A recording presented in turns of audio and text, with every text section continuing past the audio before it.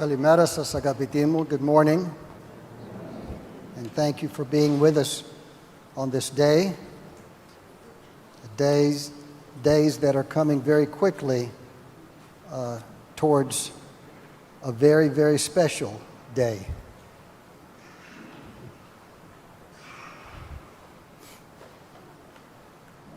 I don't know how many have been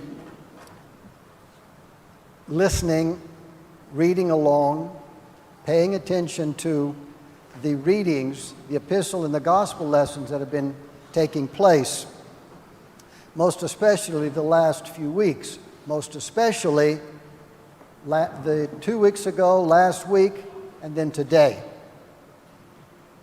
We have been seeing a very pronounced change in our church readings.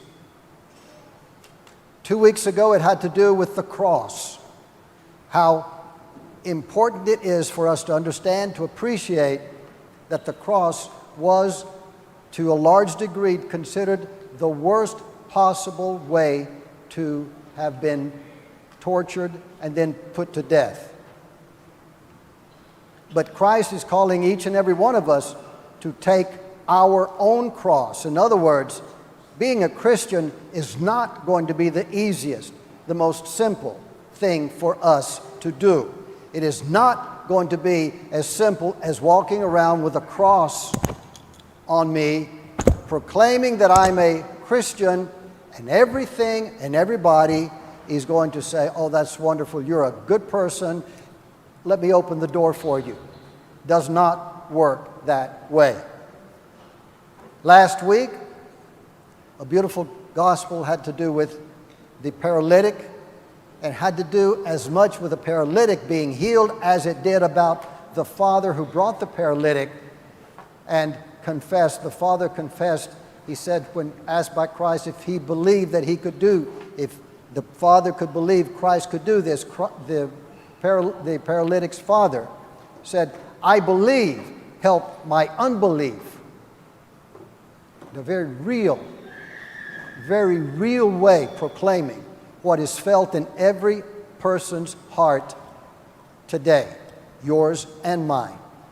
Realizing, yes, I have faith, but I have a lot of unfaith. Then today,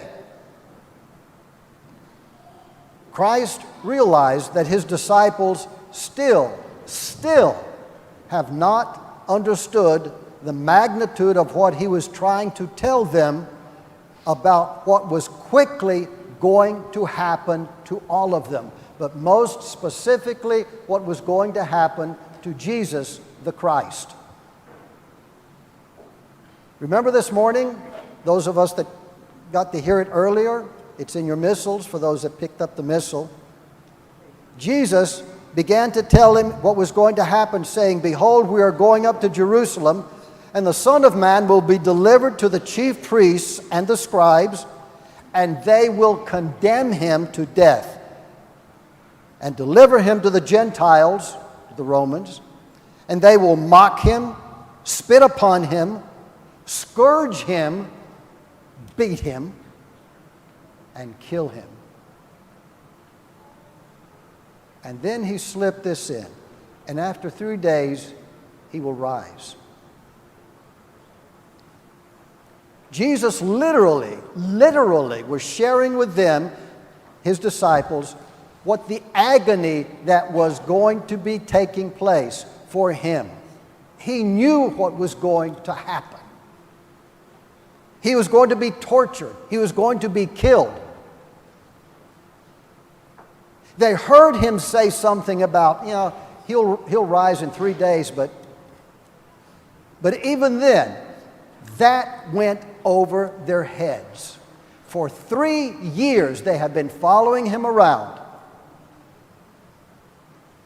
They were being taught by him, watching miracles being done by him.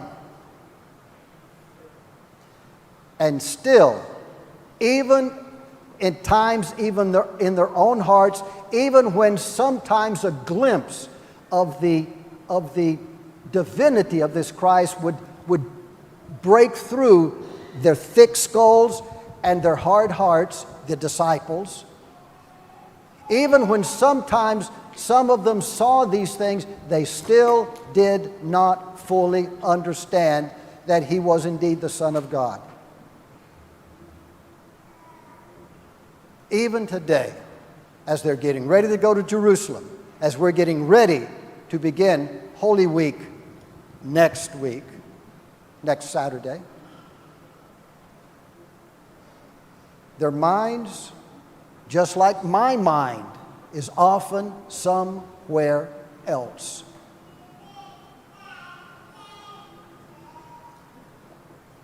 Remember what happened? It's not a very abrupt change in the readings, but after Jesus was telling his disciples all of these things, remember something weird happened.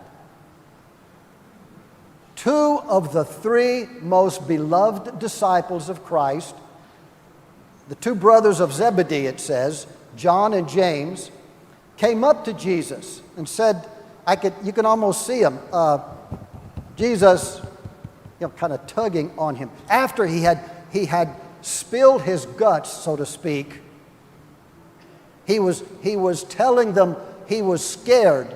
The human side of him knew what was going to happen.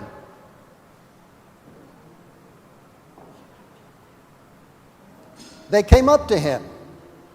Two of his closest disciples who we would have thought would have been the most sympathetic and empathetic to him. They came up to him. What did they do? The sons of Zebedee came forth and said to him, "Teacher, we want you to do for us whatever we ask of you." You could almost see Jesus' eyes kind of rolling back in his head.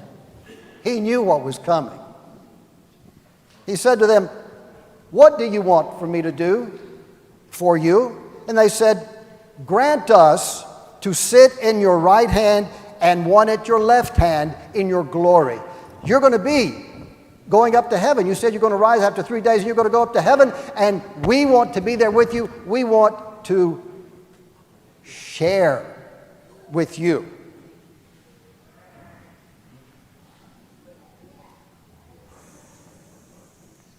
You want to read this in another way? By the way, Jesus, we've been with you 3 years. What is all of this for us? What is in store for us? What are we going to get out of all of this? What am I going to get? I, John, or I, James? What's in this for me? We've been following you around. We've sacrificed a lot. We've done a lot for you, Jesus. All right, now that you're coming into your glory, what is in this for me? Do you hear the message? Because that's the same message, to be blunt and to be totally sincere, that is in the hearts of almost every single one of us, myself included. I said almost all of us because I'm sure that there are a number of you that are much purer heart than I am.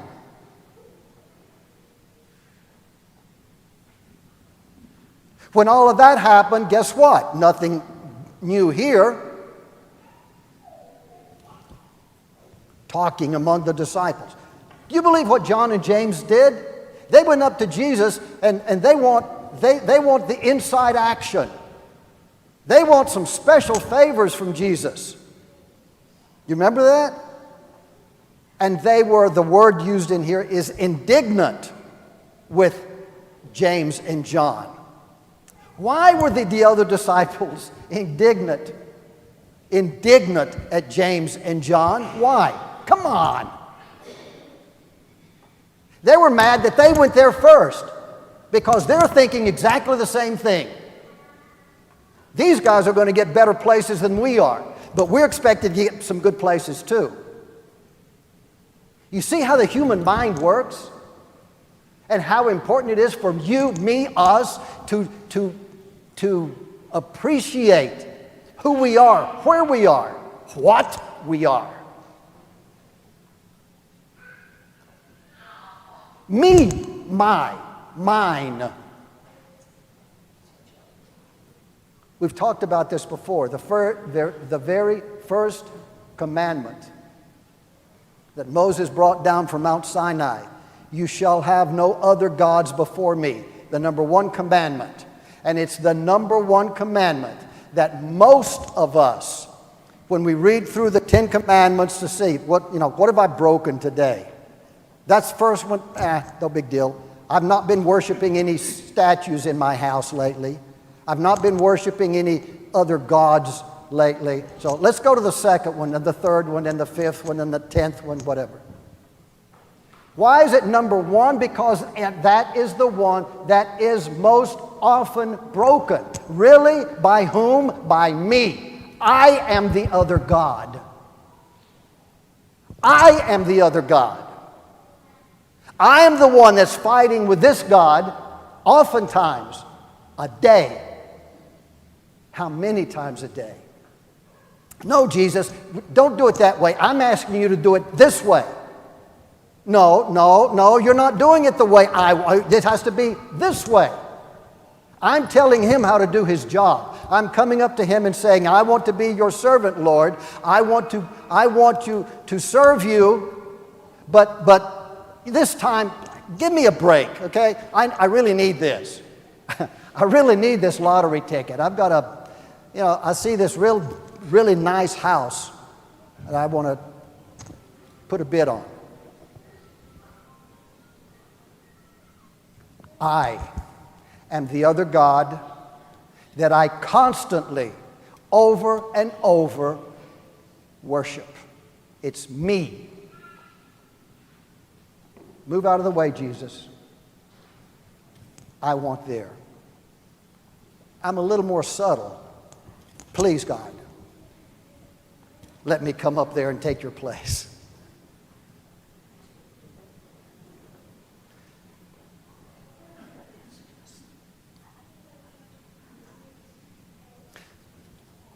I want to be number one. When I'm honest with myself, I can see that. When I'm fully, totally sincere with myself, I can see that. And maybe then is when I can start getting in a little bit into more of what Jesus came into this world to do and what Jesus is expecting you and me to continue doing. We, as Christians, are supposed to be doing. Instead of being number one, Jesus was telling John and James, instead of you being up here on the thrones with me, judging or ruling the world, I can't do that. You don't have a clue what you're asking for first. Oh, yeah, we do, we know. Wave a magic wand, and we can do it. But Jesus turned it around and said, that's for those for whom it is prepared. In other words, for those who truly understood what Jesus came to this earth to do, and that was to serve. Jesus came not on this earth to be served, but to serve. The Son of Man came to be a servant, not to lord it, not to point to you or to you or to you or to me and say, you go over here and you do this, you go over here and do that. I'm thirsty, bring me a glass of water. Go fill up my car with gas. That's what most of us want in our lives to be able to have. You know what the most sublime, the most glorious, the most important of all aphrodisiacs is? And it's not money, it's power, it's control. Jesus is telling us to go against that idea. He is going to give of himself, to go through the tortures, to go through all that he's going to be going through for you and for me.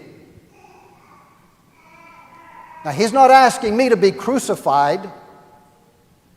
but He is asking me to serve. He is asking me to step aside and think not just in terms of what Tommy wants, but look more in terms of what is going to be in good for all of us. Doesn't mean that I give just a little blurb in here, by the way. A little blurb. I'm on a roll, so bear with me. You know, part of us think that when I see a homeless person on the side of the street holding up a sign, homeless will work for food. The best thing I can do is go over there, pull out a $5, $10, $20 bill, whatever it is, give it to him, and walk off. And I've done my part. Guess what? I've done maybe some harm, maybe some damage to that person. Not to me. Hey, I'm feeling good. I did it. I can walk off, go on and do my own thing, not worry about it. I'm a good Christian. What I am failing to want to recognize, you know the saying, we've heard this many times. The thing that I need to do when someone is asking for a fish, not necessarily to go over and give the person a fish. I mean, I'll have to give him something to put up in his stomach because he can't move if he's not eating. But I need to teach the person how to fish. That takes time. That takes effort. That means I'm not going to be able to walk away from this person and not worry about it anymore. I have to think about it. We think that welfare, I'm giving money through my taxes to my government. I'm giving money to my church so the church can go out and do something. That's fine. That's good. And it's important. But we're supposed to go another step beyond that to help these people that are going to be needing some help, to help them get on their feet so that the same prayer that you pray as a parent is the same prayer that I pray every single day. God, please let me leave this earth before my children do. Why? Because I want to know that I have left somebody behind me that can pick up the pieces in this world, and the world is in pieces right now. And if I've done a half-decent job, maybe I will have somebody there to help somebody else, to help somebody else, to help somebody else here and there.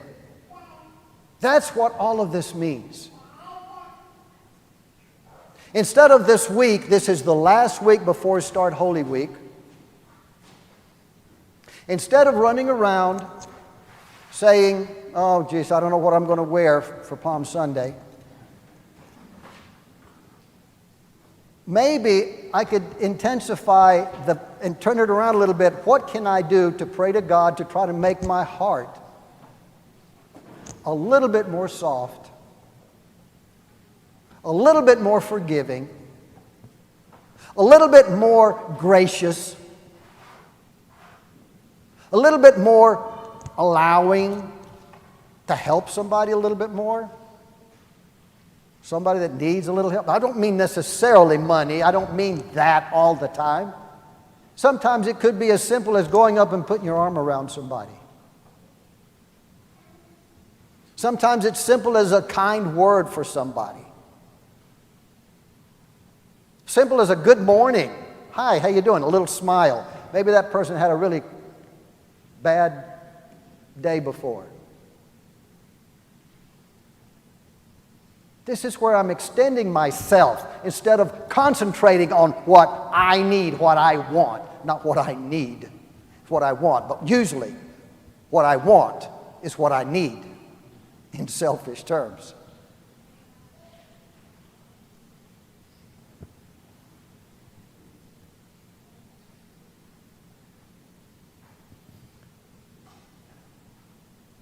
As as a Christian, I am told in very clear terms that if I want to follow Him, if I want to be part of Him, if I want to be a true Christian, then I need to open up a bit this and this. So maybe, instead of this week, as we're preparing for Saturday of Lazarus, this next Saturday, which in some canons is the beginning of Holy Week, maybe I can start thinking a little bit more, praying a little bit more, praying a little bit more broadly, asking for forgiveness a little bit more, not only from God, but from somebody next to me that I'm not necessarily on best of terms with. Maybe I should be doing something to get me ready for this Holy Week, so that this Holy Week that's coming up, next Sunday is Palm Sunday for us. So starting this Saturday of Lazarus, Palm Sunday, it can get me ready for something not easy, not something that I can sit back and say, well, I've done just this, and I need to make an effort. The Anastasi, the resurrection that we'll be celebrating in 2 weeks, will mean almost nothing if I do not prepare for it. Fact. I have to understand that. So Anastasi is here, Kalo Pascha. So what? Whose fault is that? Is that God's fault? It's my fault because I have not prepared this and this for it. The church is trying to tell me, get ready for it.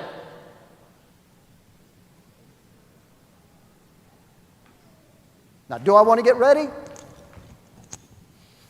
I can't give you the steps because I've got a lot of steps I'm going to have to go through too. I'm still lacking. But maybe, just maybe, if we shake ourselves up just a little bit, maybe we can start looking around just a little bit, and maybe we can start extending ourselves to somebody just a little bit.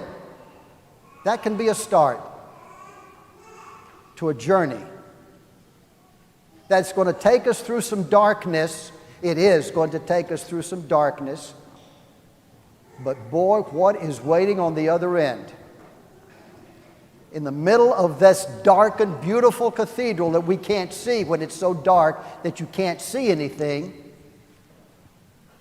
when the light comes forth from the altar, Vefte lavete fos, come receive the light. And one little light is given to the next person, to the next person, to the next person, to the next person. Pretty soon, very soon, the whole church is packed full of lit candles. And you can see blazing, sparkling, reflecting off of these beautiful icons, the resurrection and the light and the hope that is there. But I have to make some efforts. I have to go through darkness to appreciate light. Respectfully, humbly,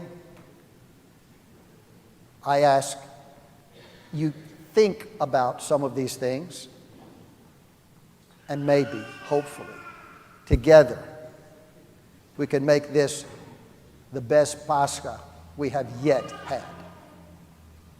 May God be with us. Amen.